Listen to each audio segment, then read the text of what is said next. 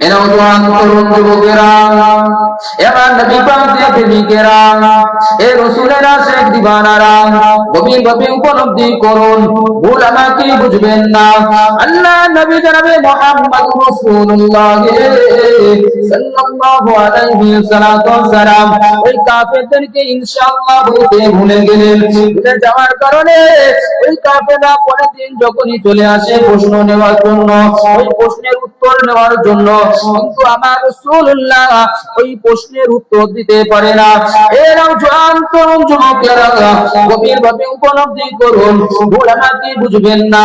আল্লাহ নবী হঠাৎ করে মনে পড়ে যায়, আমি রাসূলুল্লাহ, আমি তো ইনশাআল্লাহ বলতে ভুলে গেছি।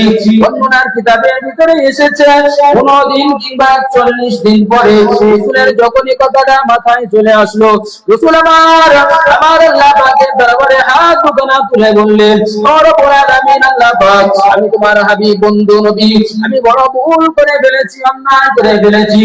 ও রব্বুল আলামিন, আপনি আমার কাছে আবার জিবরাইলকে পাঠিয়ে দিন। এই সময় আমার